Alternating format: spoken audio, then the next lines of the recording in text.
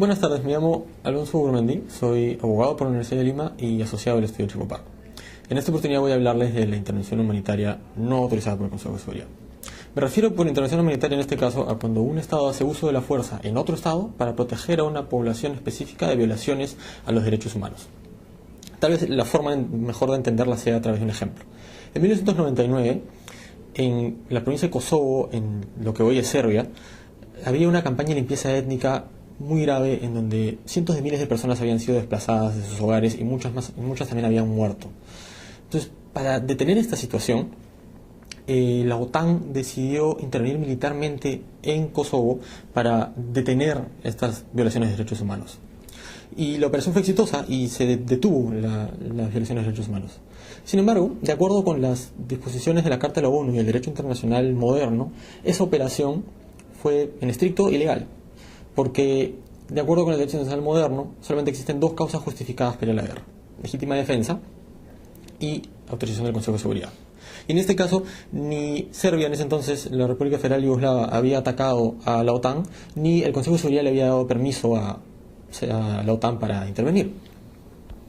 Entonces, frente a esta situación en donde se salvó un montón de personas, pero a la vez se violó el derecho internacional, hay quienes plantean la necesidad de crear una tercera causa justificada para la guerra.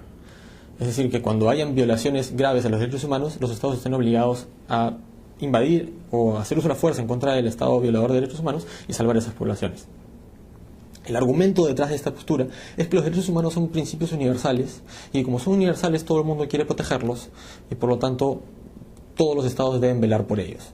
Sin embargo, creo que esta postura olvida que los estados no nacen para proteger intereses globales. Los estados, al revés, nacen para proteger intereses particulares de una población específica, para lograr el bienestar de una población específica.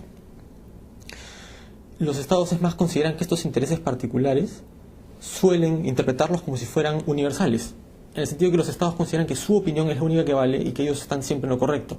Los estados son reacios a considerar que han cometido un error. Por ejemplo, en el caso de Kosovo, la operación probablemente no se hubiese desarrollado si es que Kosovo no estuviera ubicado en el patio trasero de Europa. A Europa y a la OTAN no le convenía que exista un estado fallido en su patio trasero, en donde puede haber actividades terroristas, en donde puede haber inestabilidad. Y ese caso, por ejemplo, contrasta marcadamente con lo que sucedió en Ruanda. En Ruanda, años antes, hubo un genocidio en donde murieron 800.000 personas en 100 días y el mundo no intervino como en Kosovo.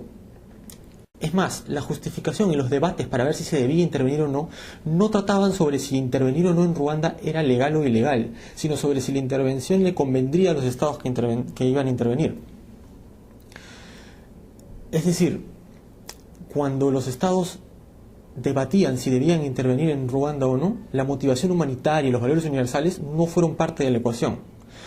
Es más, cuando la Carta de la ONU fue negociada, la omisión de esta justificación de la intervención humanitaria como causa válida para la guerra fue consciente y voluntaria. Y la explicación es simple. Cuando se negoció la Carta de la ONU, cuando se reguló, lo que se intentaba era evitar que pasara lo que pasó justamente antes de la Segunda Guerra Mundial, en donde Hitler, alegando que estaba protegiendo a las comunidades alemanas en diversos países, intervino en otros estados y los invadió con una excusa de un supuesto deseo de proteger a las poblaciones alemanas. Y este es el verdadero riesgo, estas son las consecuencias no deliberadas de esta tercera causa propuesta para la guerra, que tal vez le estaríamos dando una opción o una justificación a un país como Irán para para iniciar la fuerza en contra de Israel bajo un supuesto deseo de proteger a las poblaciones palestinas. O tal vez le habríamos dado la excusa perfecta a Estados Unidos para que ataque a Irak en 2003, alegando que la población iraquí estaba oprimida por un dictador que violaba sus derechos humanos.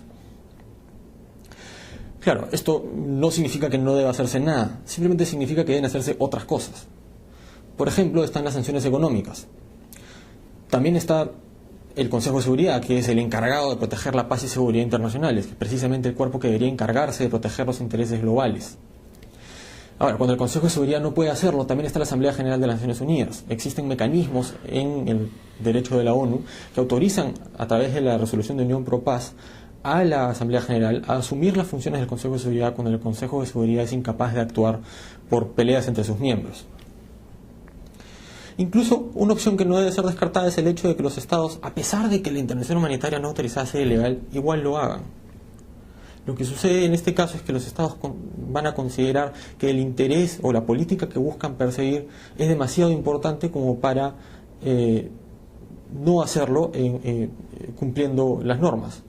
Es decir, los estados, en este caso hay más posibilidades de que los estados consideren un verdadero humanitarismo que si existe una norma que pueda ayudarlos a disfrazar un falso humanitarismo. Lo que sucede pues es que una norma que le diga a los estados interven cuando hay violaciones de derechos humanos no siempre va a ser cumplida en las circunstancias que queremos, y cuando lo sea, no siempre va a ser cumplida bajo la motivación que queremos que sea. La motivación humanitaria no siempre va a ser aquello que motive a los estados a invadir. Por lo tanto, restringir la cantidad de veces que se puede utilizar el uso de la fuerza en las relaciones internacionales va a ser positiva, porque nos va a asegurar que solamente suceda, solamente se viole la principal norma del derecho internacional, que es la prohibición del uso de la fuerza, en aquellas circunstancias en donde realmente tiene que hacerse.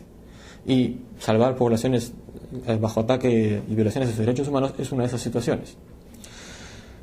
Entonces, el problema con crear una fuente oficial de motivo válido para hacer uso de la fuerza por razones humanitarias es que en realidad lo que hace es darle un cheque en blanco a estados egoístas, interesados y que se comportan de manera estratégica bajo la esperanza de que vayan a defender intereses globales cuando no hay ninguna certeza de que en realidad vayan a hacerlo. Y eso es preocupante y debería ser algo que es evaluado antes de proponer una tercera causa para ir a la guerra.